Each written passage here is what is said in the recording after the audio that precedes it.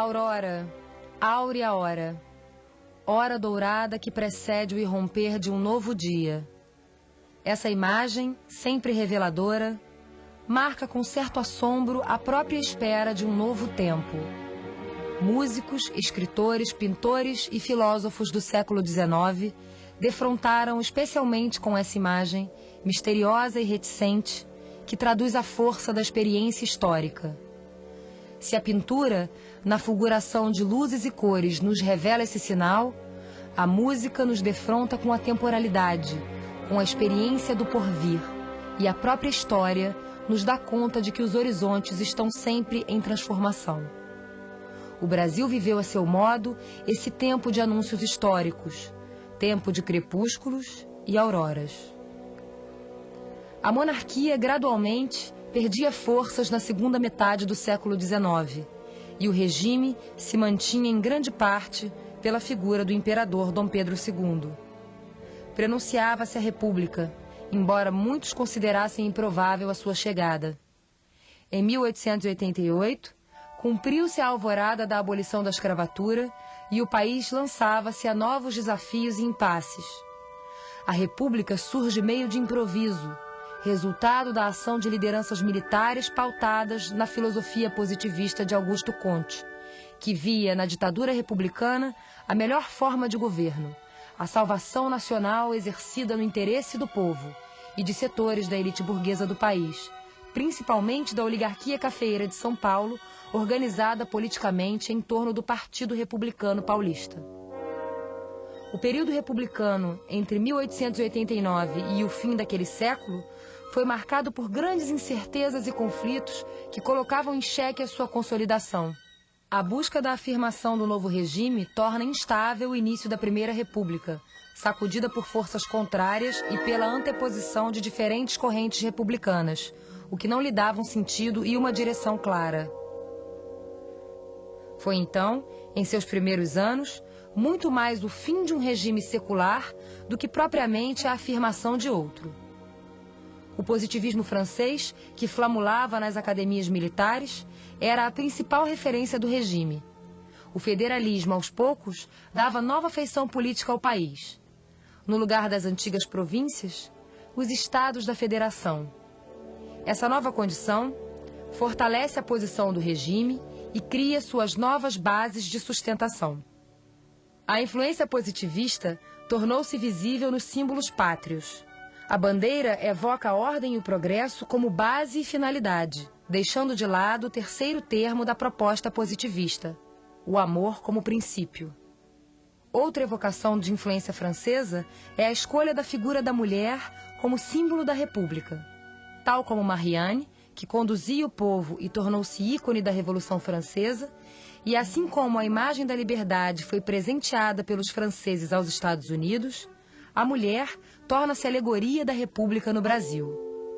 Se com o tempo a alegoria da mulher deixa de ser o símbolo republicano, na sociedade burguesa ela aparece como símbolo de juventude, moda e comportamento, conservando a função de esposa e formadora de grandes homens.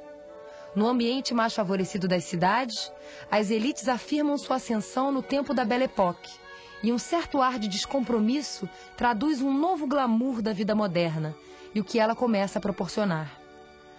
Novos gostos, hábitos e modas definiam uma nova cultura do país, tomada de empréstimo da aristocracia estrangeira.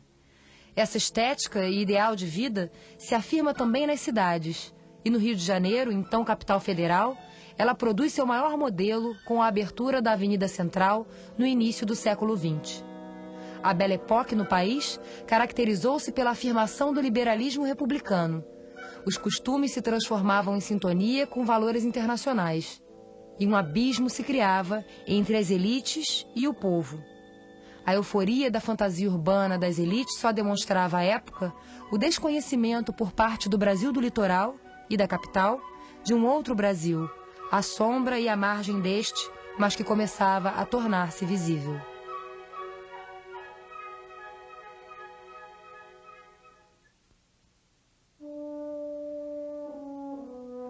A luz da aurora revela-se por seus contrastes, pois enquanto algo se anuncia e se clarifica, alguma coisa permanece à penumbra.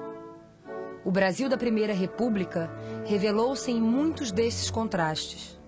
Inicialmente, pela própria instabilidade do regime, pelo temor de levantes monarquistas e por revoltas que teve de debelar, como a da Armada entre 1893 e 1894. A República dos Marechais, de Deodoro e principalmente com Floriano Peixoto, impôs-se pela espada nesses conflitos. Mas a revelação maior do contraste de dois Brasis estava guardada para o governo de Prudente de Moraes, quando ocorre a campanha de Canudos. O episódio teve importância extraordinária pelo que foi capaz de revelar. No Nordeste do país, peregrinava um líder religioso, conhecido como Antônio Conselheiro, que pouco a pouco arrebanhou fiéis sertanejos e fundou um grande arraial chamado Canudos, que negava a propriedade privada, o controle dos governantes e a cobrança de impostos. Via-se nesse povoado uma profunda ameaça à concretização da vontade das elites e uma resistência do regime monárquico no Brasil. Na capital do país e em outras cidades, as notícias eram transmitidas sob a ótica dos latifundiários nordestinos, que, perdendo mão de obra, faziam dos habitantes de Canudos assassinos, monarquistas e fanáticos. O final trágico da história e depois a recuperação de seus acontecimentos só foram possíveis porque um escritor, até então jornalista, para lá tinha sido enviado a fim de cobrir o episódio para o jornal O Estado de São Paulo. De alguma forma, a história estava lá, pois, se não for Euclides da Cunha, que publica toda a saga em Os Sertões, em 1902, aquele acontecimento teria passado pela justificativa de ação contra um suposto levante monarquista no interior da Bahia. Mas a percepção aguda do escritor o denuncia como um ato beligerante do poder federal. Disse ele à época: Canudos foi um crime, denunciemo-lo. Após a descrição do massacre de Canudos, ele relata o envergonhamento e a comoção dos soldados diante dos últimos sobreviventes num trecho memorável. Nenhum rosto viril, nenhum braço capaz de suspender uma arma, nenhum peito resfolegante de campeador domado. Mulheres, sem número de mulheres, velhas espectrais, moças envelhecidas, velhas e moças indistintas na mesma fealdade, escaveiradas e sujas, filhos escanchados nos quadris desnalgados, filhos encarapitados às costas, filhos suspensos aos peitos murchos, filhos arrastados pelos braços, passando. Crianças, sem número de crianças. Velhos, sem número de velhos. Raros homens, enfermos opilados, faces tímidas e mortas, de cera. O episódio despertou em Euclides a percepção de dois Brasis separados não pela distância, mas por 3 séculos. O Brasil dos sertões e o Brasil do litoral das capitais. A constatação do autor não se restringe a seu tempo. 2 Brasis permanecem e se desdobram aos dias de hoje.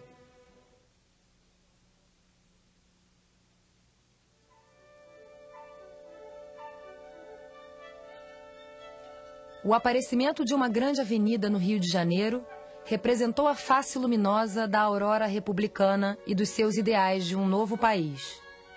No governo do presidente Rodrigues Alves, inicia-se a construção da Avenida Central, inaugurada ainda inconclusa em 15 de novembro de 1905, tendo como um de seus mentores o prefeito Pereira Passos.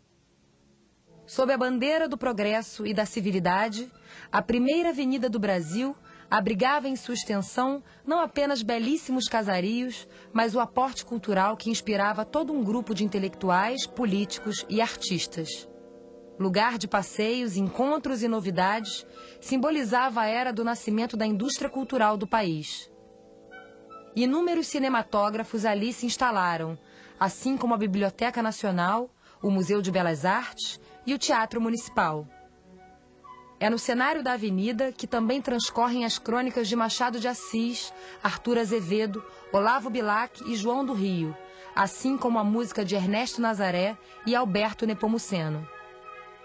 A avenida simbolizava um futuro que se pretendia próspero e um presente que se queria fazer notar no cenário urbano internacional, onde as classes ascendentes admiravam uma cidade que se renovava.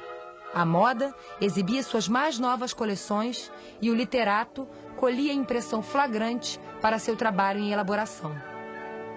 Segundo o jornalista Eduardo Bueno, o Boulevard possuía imenso significado metafórico.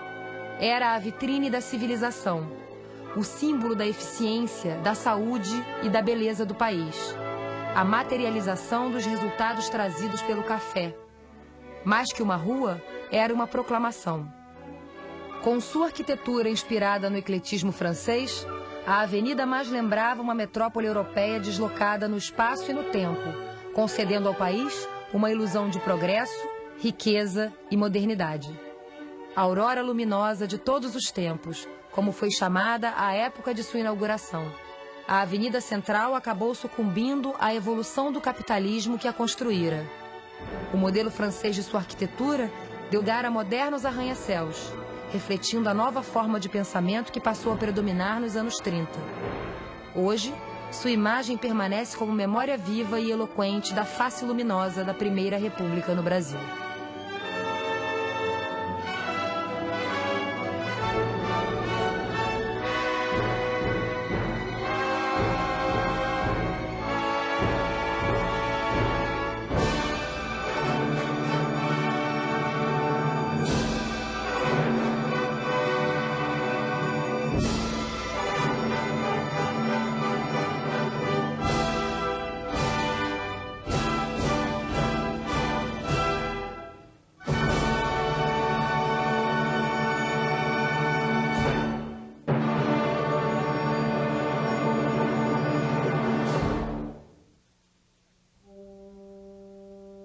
O cearense Alberto Nepomuceno foi um compositor consciente das transformações por que passava a música do seu tempo, além de ser revolucionário para sua época. Entre outras novidades, é o primeiro a utilizar o 7º grau abaixado, dando um tratamento sinfônico à música nordestina, como Na Sesta na Rede, da série brasileira, executada pela primeira vez com arranjo sinfônico em 1891. Traduz do alemão o Tratado de Harmonia de Schoenberg e, em 1916, tenta implantá-lo no Instituto Nacional de Música, no Rio de Janeiro, provocando reação negativa em todo o corpo docente da instituição. Sua maior revolução, porém, é a implantação do canto em língua portuguesa na música erudita. Avesso ao modismo do canto em italiano, cria polêmica ao afirmar que não tem pátria um povo que não canta em sua língua. Em agosto de 1895, Nepomuceno dá início a uma campanha que lhe renderia muitas críticas e censuras. Apresenta pela primeira vez, no Instituto Nacional de Música, uma série de canções suas em português, deflagrando a guerra pela nacionalização da música erudita brasileira. Suas atividades no Instituto Nacional de Música têm início como professor de órgão em 1894. Em 1902, após o falecimento de Leopoldo Miguel, é nomeado diretor da instituição. Mas, devido a inúmeras pressões e divergências de ordem política e administrativa, pede exoneração no ano seguinte. No entanto, por ser considerado por seus contemporâneos referência importante da música erudita local, é designado pelo próprio Instituto para recepcionar o francês Camille Saint-Saëns em sua vinda ao país. Em 1906, reassume a direção do Instituto, elaborando uma série de projetos direcionados à institucionalização oficial da música erudita brasileira. Em 1916, sentindo crescer as pressões contrárias aos seus projetos, pede demissão do cargo. Seu último concerto no Teatro Municipal do Rio de Janeiro acontece em 1917. Muito doente, falece em 1920, aos 56 anos de idade. Segundo o depoimento do seu grande amigo Otávio Bevilacqua, o compositor começou a cantar ao perceber a proximidade da sua morte.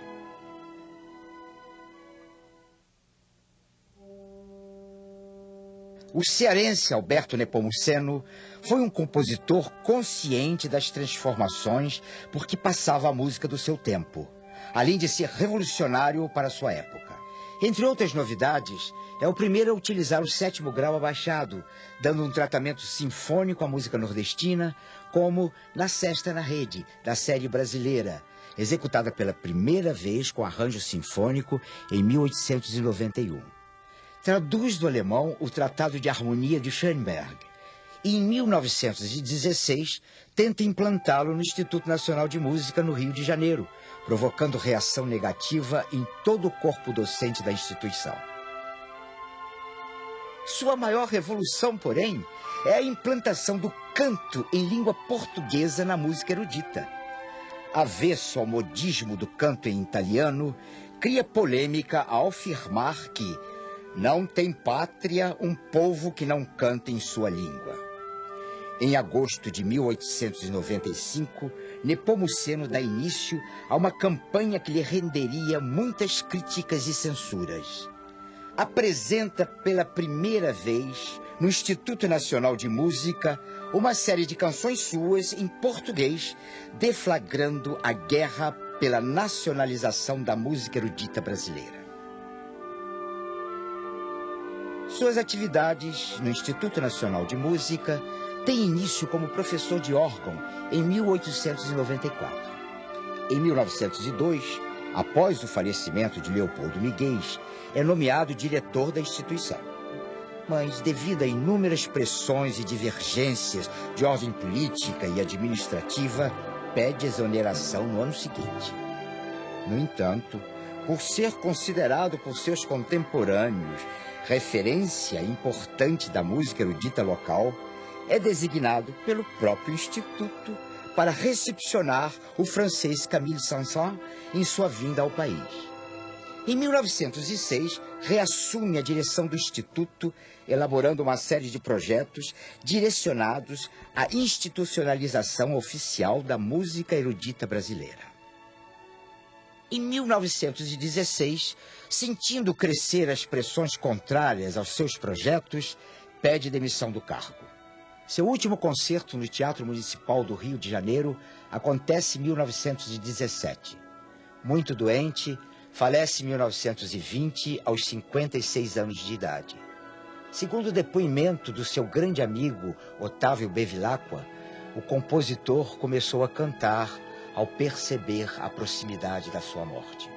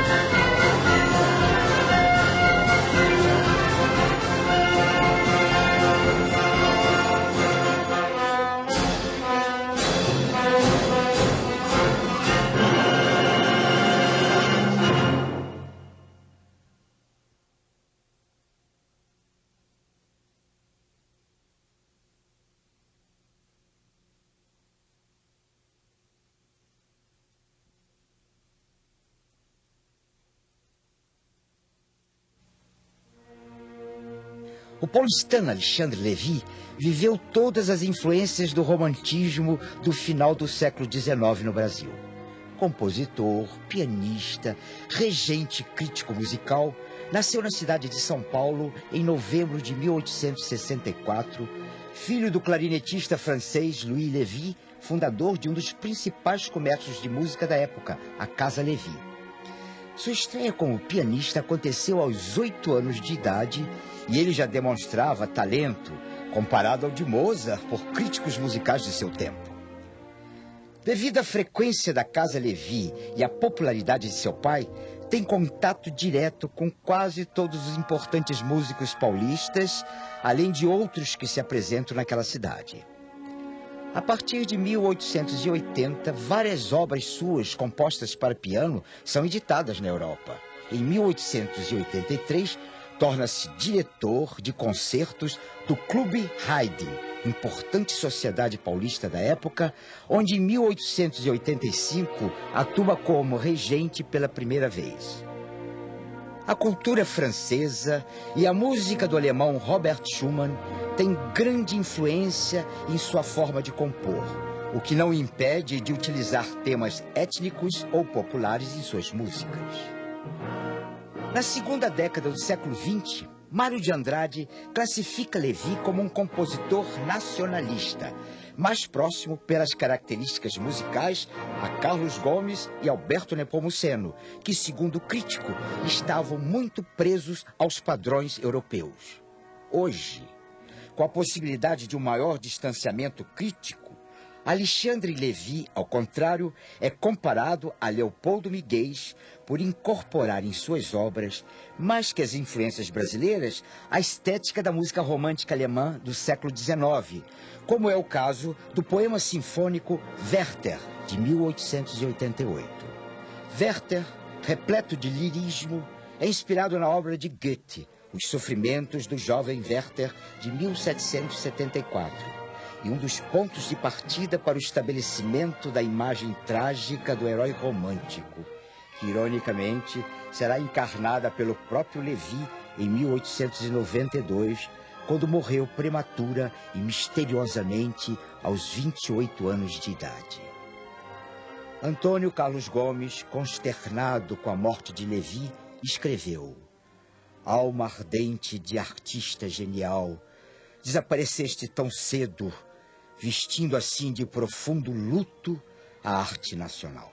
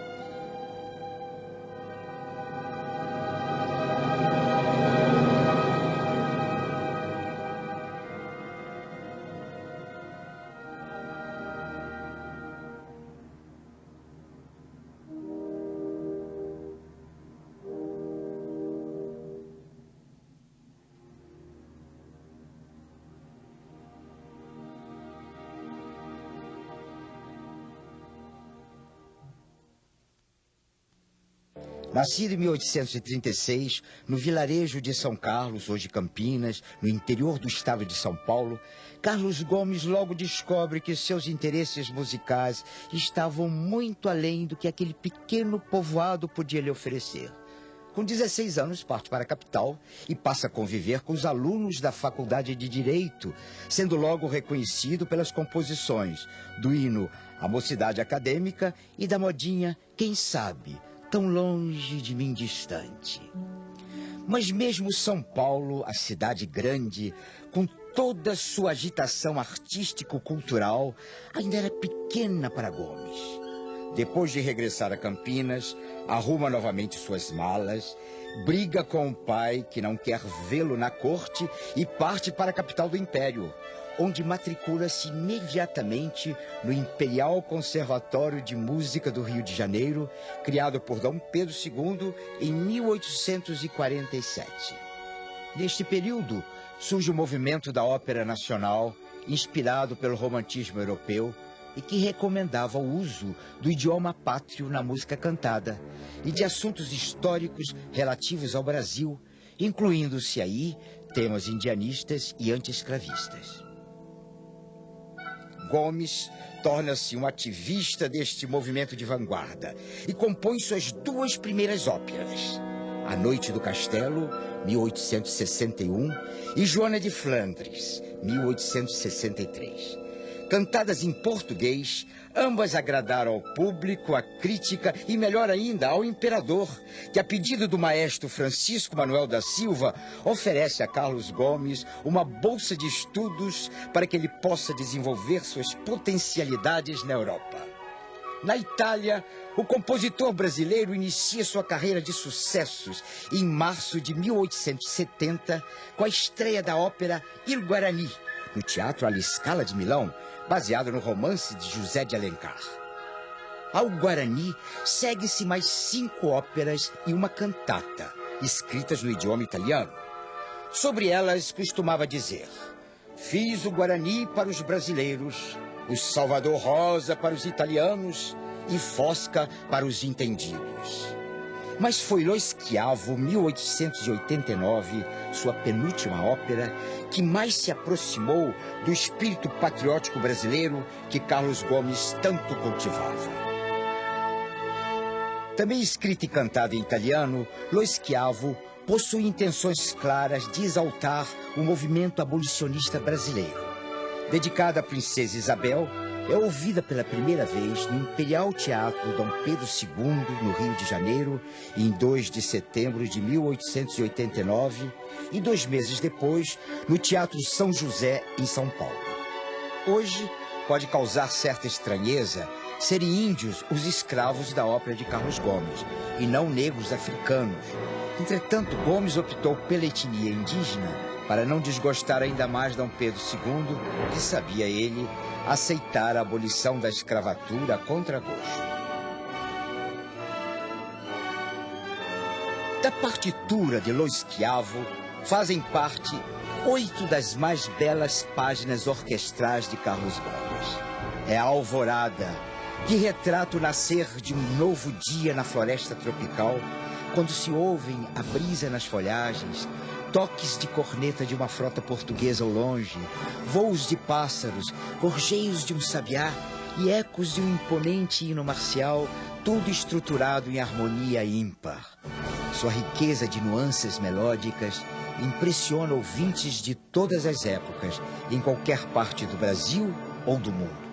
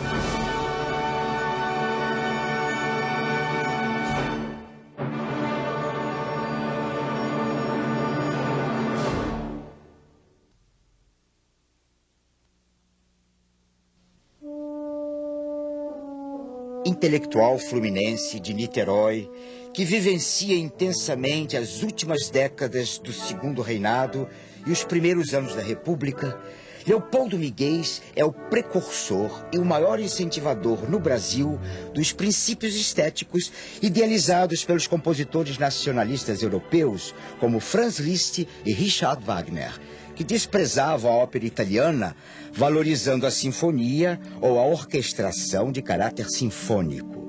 Exatamente por causa desta influência, a obra de Miguel é predominantemente orquestral. Miguel introduziu no Brasil a forma do poema sinfônico.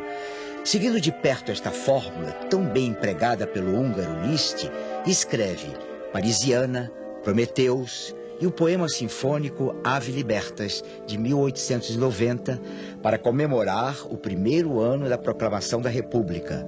A obra foi dedicada ao Marechal Deodoro da Fonseca.